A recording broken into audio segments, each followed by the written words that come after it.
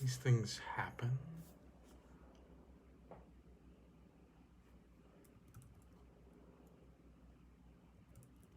Patience, I said to myself. Patience. Do I have it? Can I find it? Does it matter? Patience.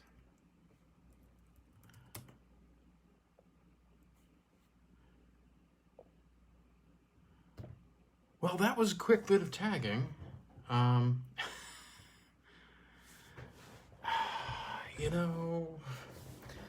I was surprised to find that the morning streams got a lot more attention from the email, from the message, considering I generally get more attention in the evenings. But hey, what this results in this case in is that we had 6 people to tag tonight. So be it. It's a cozy unit. All right, we've been looking into the work of Algernon Blackwood, and I have the second part, the second half of the Glamour of the Snow for you tonight. 4. That night, there was excitement in the little hotel world. First because there was a bal costume, but chiefly because the new snow had come. And Hibbert felt drawn to go. He did not go in costume, but he wanted to talk about the slopes and skiing with the other men, and at the same time, there was the truth, the deeper necessity that called, for the singular connection between the stranger and the snow again betrayed itself. Utterly beyond explanation as before, but vital and insistent. Some hidden instinct in his pagan soul, heaven knows how he phrased it even to himself, if he phrased it at all, whispered that with the snow, the girl would be somewhere about, would emerge from her hiding place, would even look for him. Absolutely unwarranted it was. He laughed while he stood before the little glass and trimmed his mustache, tried to make his black tie sit straight, and shook down his dinner jacket so that it should lie upon the shoulders without a crease. His brown eyes were very bright. I look younger than I usually do, he thought. It was unusual, even significant, in a man who had no vanity about his appearance and certainly never questioned his age or tried to look younger than he was. Affairs of the heart, with one tumultuous exception that left no fuel for lesser subsequent fires, had never troubled him. The forces of his soul and mind, not called upon for work and obvious duties, all went to nature. The desolate, wild places of the earth were what he loved, night and the beauty of the stars and snow, and this evening he felt their claims upon him mightily stirring. A rising wildness caught his blood, quickened his pulse, woke longing and passion too. But chiefly snow. The snow whirred softly through his thoughts, like white, seductive dreams. For the snow had come, and she, it seemed, had somehow come with it into his mind. And yet he stood before that twisted mirror and pulled his tie and coat askew a dozen times as though it mattered. What in the world is up with me, he thought, then laughing a little, he turned before leaving the room to put his private papers in order. The green morocco desk that held them he took down from the shelf and laid upon the table. Tied to the lid was the visiting card with his brother's London address in case of accident. On the way down to the hotel, he wondered why he had done this, for though imaginative, he was not the kind of man who dealt in presentiments. Moods with him were strong, but ever held in leash. It's almost like a warning, he thought, smiling. He drew his thick coat tightly round the throat as the freezing air bit at him. Those warnings one reads of in stories sometimes. A delicious happiness was in his blood. Over the edge of the hills across the valley rose the moon. He saw her silver sheet the world of snow. Snow covered all. It smothered sound and distance. It smothered houses, streets, and human beings. It smothered life.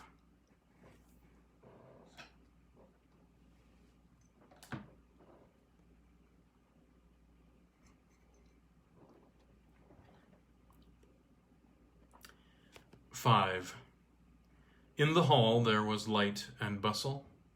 People were already arriving from the other hotels and chalets, their costumes hidden beneath many wraps. Groups of men in evening dress stood about smoking, talking snow and skiing. The band was tuning up. The claims of the hotel world clashed about him faintly as of old. At the big glass windows of the veranda, peasants stopped a moment on their way home from the cafe to peer. Hibbert thought laughingly of that conflict he used to imagine. He laughed because it suddenly seemed so unreal. He belonged so utterly to nature and the mountains, and especially to those desolate slopes where now the snow lay thick and fresh and sweet, that there was no question of a conflict at all. The power of the newly fallen snow had caught him, proving it without effort. Out there, upon those lonely reaches of the moonlit ridges, the snow lay ready, masses and masses of it, cool, soft, inviting. He longed for it. It awaited him. He thought of the intoxicating delight of skiing in the moonlight.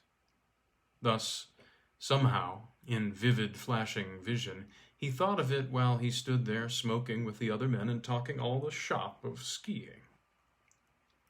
And ever mysteriously blended with this power of the snow, poured also through his inner being the power of the girl. He could not disabuse his mind of the insinuating presence of the two together. He remembered that queer skating impulse of 10 days ago, the impulse that had let her in. That any mind, even an imaginative one, could pass beneath the sway of such a fancy was strange enough, and Hibbert, while fully aware of the disorder, yet found a curious joy in yielding to it. This insubordinate center that drew him towards old pagan beliefs had assumed command. With a kind of sensuous pleasure, he let himself be conquered. And snow that night seemed in everybody's thoughts. The dancing couples talked of it. The hotel proprietors congratulated one another. It meant good sport and satisfied their guests. Everyone who was planning trips and expeditions, talking of slopes and telemarks, of flying speed and distance, of drifts and crust and frost. Vitality and enthusiasm pulsed in the very air. All were alert and active, positive, radiating currents of creative life, even into the stuffy atmosphere of that crowded ballroom. And the snow had caused it. The snow had brought it. All this discharge of eager, sparkling energy was due primarily to the snow.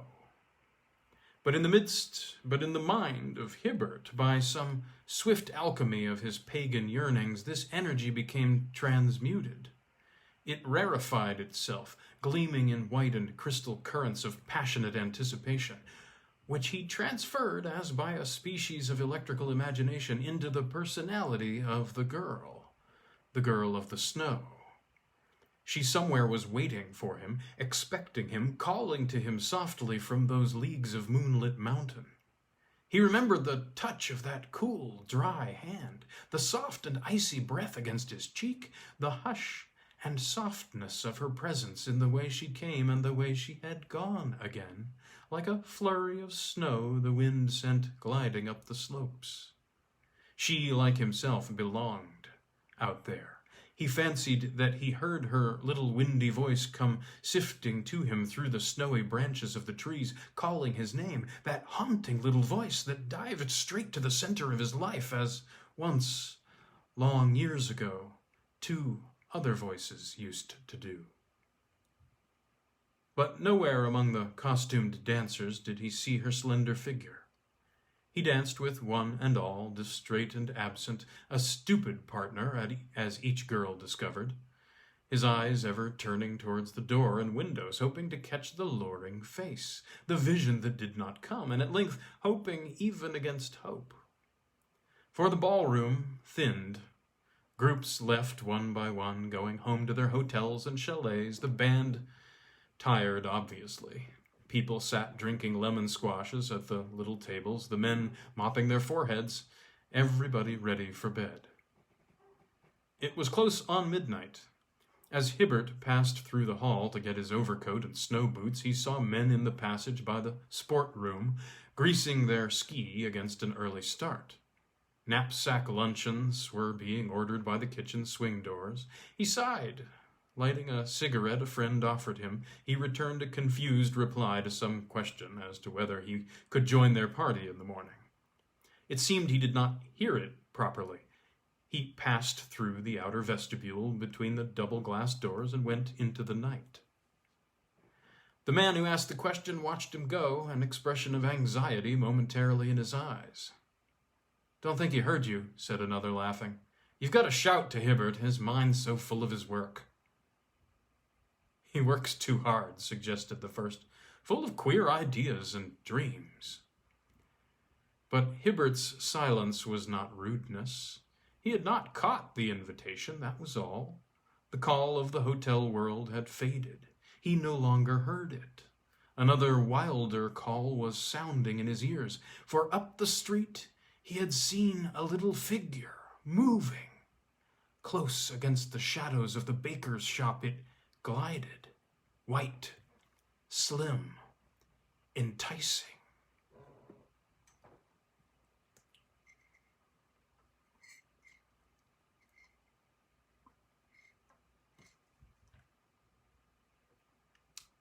Six.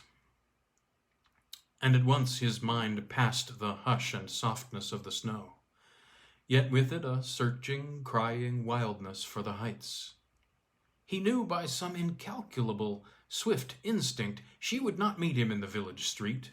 It was not there, amid crowding houses, she would speak to him. Indeed, already she had disappeared, melted from view up the white vista of the moonlit road.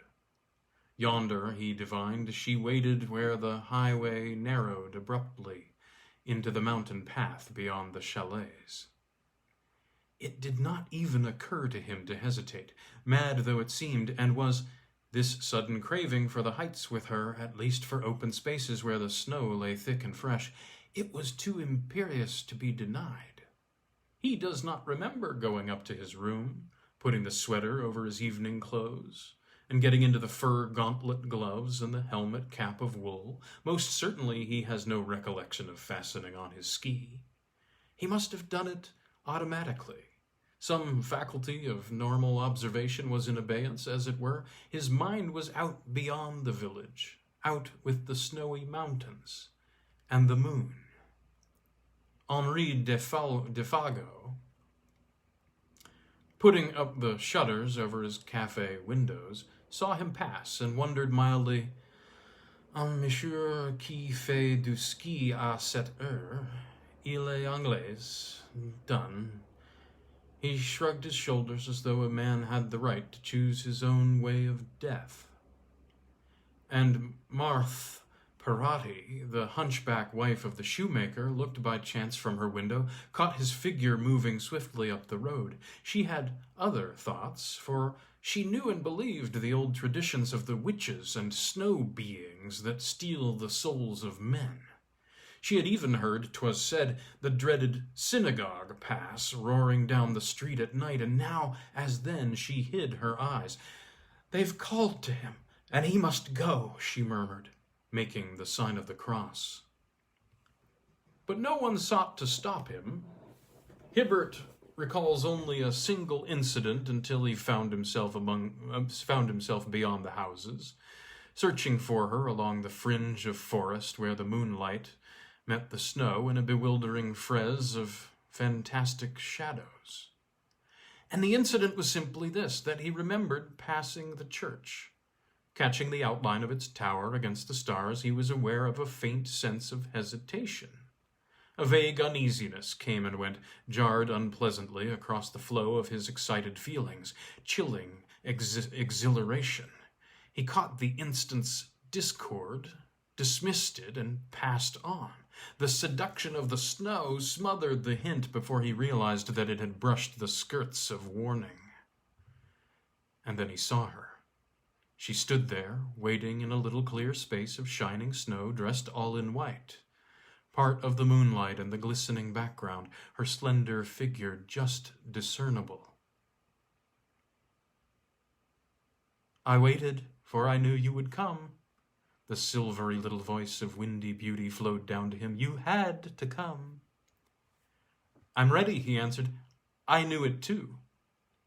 The world of nature caught him to its heart in those few words, the wonder and the glory of the night and snow. Life leaped within him. The passion of his pagan soul exulted, rose in joy, flowed out to her.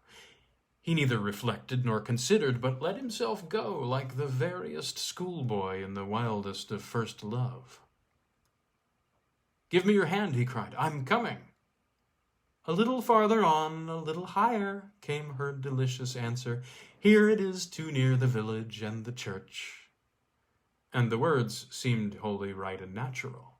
He did not dream of questioning them. He understood that with this little touch of civilization in sight, the familiarity he suggested was impossible. Once out upon the open mountains, mid the freedom of huge slopes and towering peaks, the stars and moon to witness and the wilderness of snow to watch, they could taste an innocence of happy intercourse free from the dead conventions that imprison literal minds.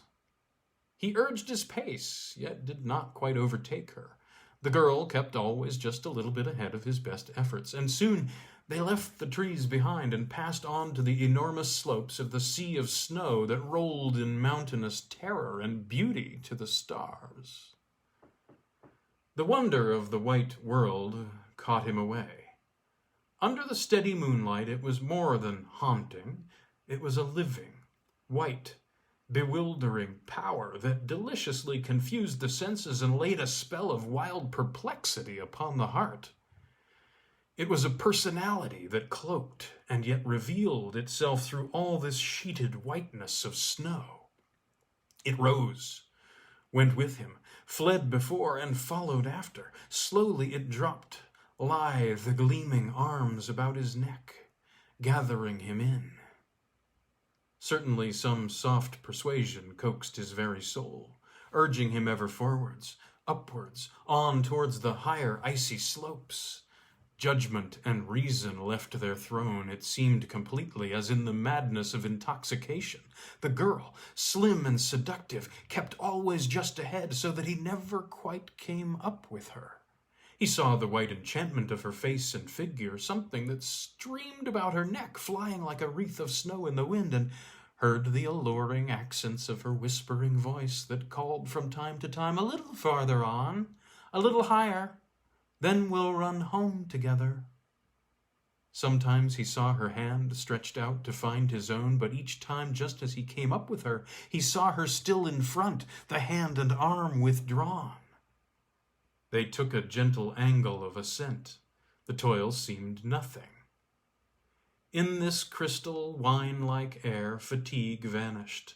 The sishing of the ski through the powdery surface of the snow was the only sound that broke the stillness. This, with his breathing and the rustle of her skirts, was all he heard. Cold moonshine, snow, and silence held the world.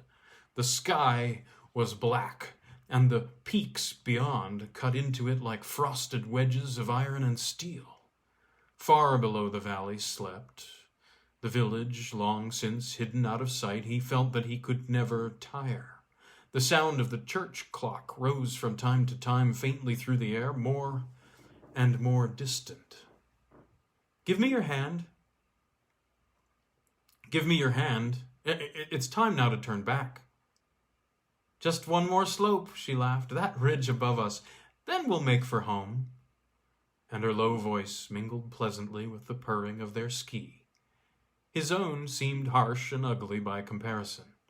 But I've never come so high before. It's glorious, this world of silent snow and moonlight, and you're a child of the snow, I swear. Let me come up closer to see your face and touch your little hand." Her laughter answered him. "Come on, a little higher. Here we're quite alone together." "It's magnificent," I cried. "But why did you hide away so long? I've looked and searched for you in vain ever since we skated." He was going to say 10 days ago, but the accurate memory of time had gone from him. He was not sure whether it was days or years or minutes. His thoughts of Earth were scattered and confused. "You looked for me in the wrong places," he heard her murmur just above him. "You looked in places where I never go. Hotels and houses kill me. I avoid them," she laughed, a fine, shrill, windy little laugh. "I loathe them too." He stopped. The girl had suddenly come quite close. A breath of ice passed through his very soul. She had touched him. "But this awful cold," he cried out sharply, "this freezing cold that takes me. The wind is rising. It's a wind of ice. Come, let us turn." But when he plunged forward to hold her, or at least to look, the girl was gone again, and something in the way she stood there a few feet beyond and stared down into his eyes so steadfastly in silence made him shiver. The moonlight was behind her, but in some odd way he could not focus sight upon her face, although so close. The gleam of eyes he caught, but all the rest seemed white and snowy, as though he looked beyond her, out into space. The sound of the church bell came up faintly from the valley far below, and he counted the strokes. 5. A sudden, curious weakness seized him as he listened. Deep within it was deadly, yet somehow sweet and hard to resist. He felt like sinking down upon the snow and lying there. They had been climbing for 5 hours. It was, of course, the warning of complete exhaustion. With a great effort he fought and overcame it. It passed away as suddenly as it came. We'll turn," he said with a decision he hardly felt. "It will be dawn before we reach the village again. Come at once. It's time for home." The sense of exhilaration had utterly left him.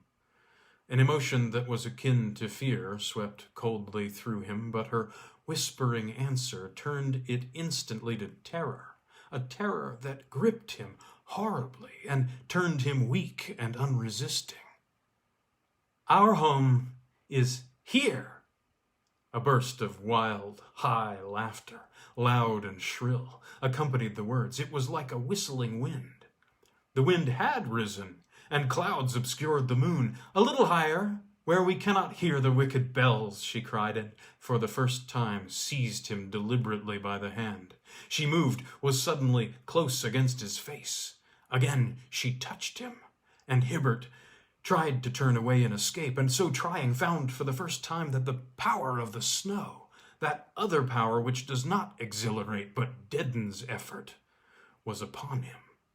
The suffocating weakness that it brings to exhausted men, luring them to the sleep of death in her clinging soft embrace, lulling the will and conquering all desire for life. This was awfully upon him. His feet were heavy and entangled. He could not turn or move. The girl stood in front of him, very near. He felt her chilly breath upon his cheeks. Her hair passed blindingly across his eyes, and that icy wind came with her. He saw her whiteness close. Again, it seemed his sight passed through her into space, as though she had no face. Her arms were round his neck. She drew him softly downwards to his knees. He sank. He yielded utterly. He obeyed. Her weight was upon him, smothering, delicious. The snow was to his waist. She kissed him softly on the lips, the eyes all over his face, and then she spoke his name in that voice of love and wonder, the voice that held the accent of 2 others, both taken over long ago by death, the voice of his mother and of the woman he had loved. He made one more feeble effort to resist. Then, realizing even while he struggled that this soft weight about his heart was sweeter than anything life could ever bring, he let his muscles relax and sank back into the soft oblivion of the covering snow. Her wintry kisses bore him into sleep.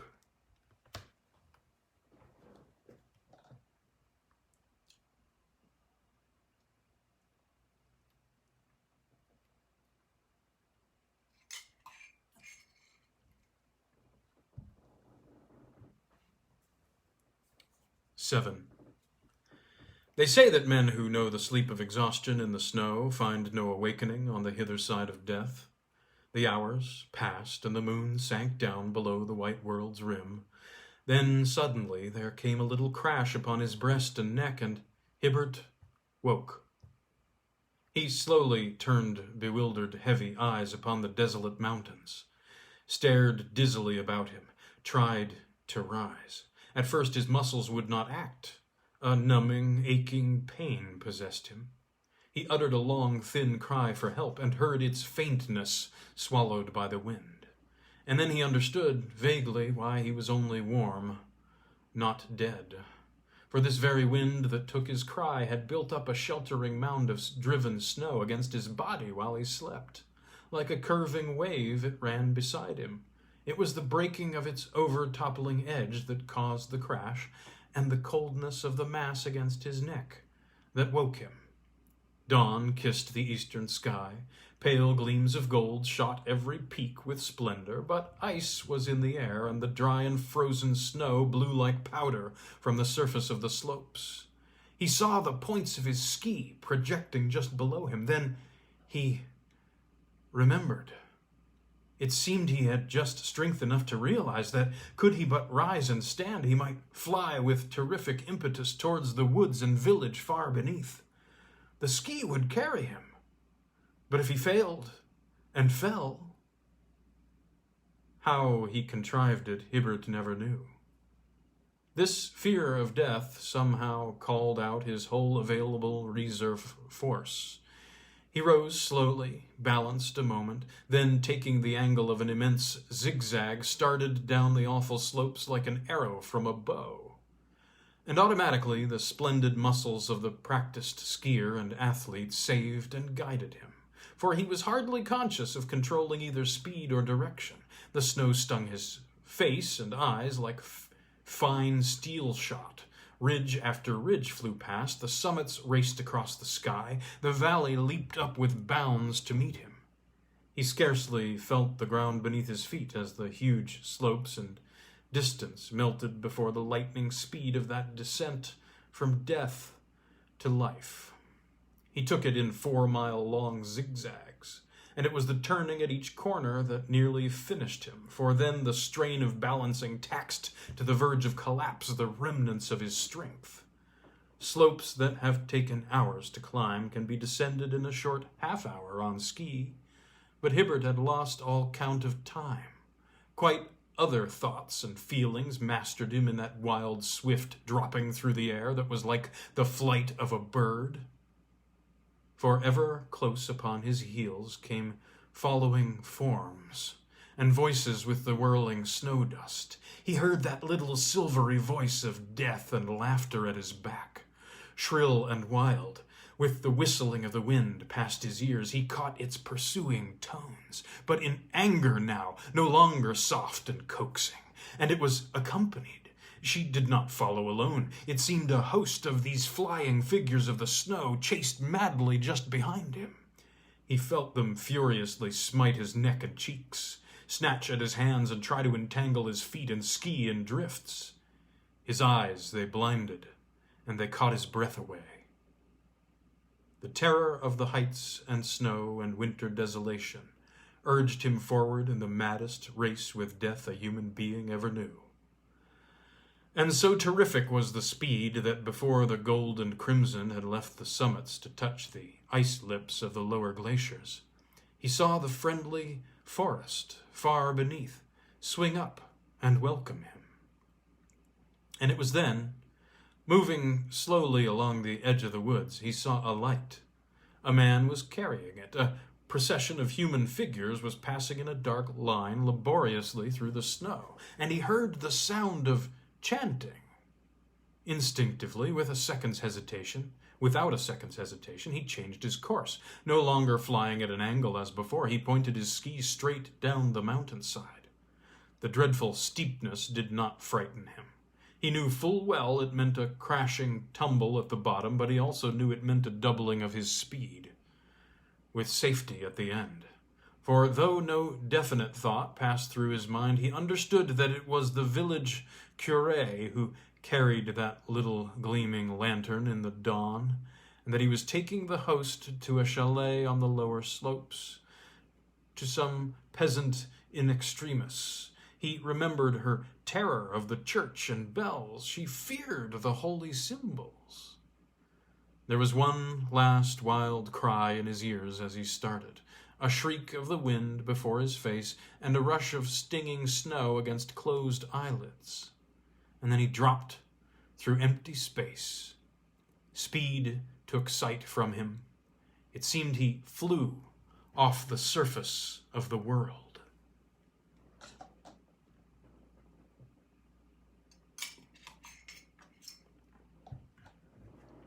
Indistinctly, he recalls the murmur of men's voices, the touch of strong arms that lifted him, and the shooting pains as the ski were unfastened from the twisted ankle. For when he opened his eyes again to normal life, he found himself lying in his bed at the post office with the doctor at his side. But for years to come, the story of Mad Hibbert's skiing at night is recounted in that mountain village. He went, it seems, up slopes and to a height that no man in his senses ever tried before. The tourists were agog about it for the rest of the season, and the very same day, 2 of the bolder men went over the actual ground and photographed the slopes. Later, Hibbert saw these photographs. He noticed one curious thing about them, though he did not mention it to anyone. There was only a single track.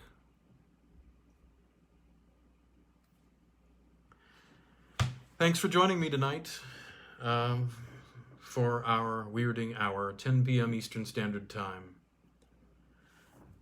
Have a grand Thursday.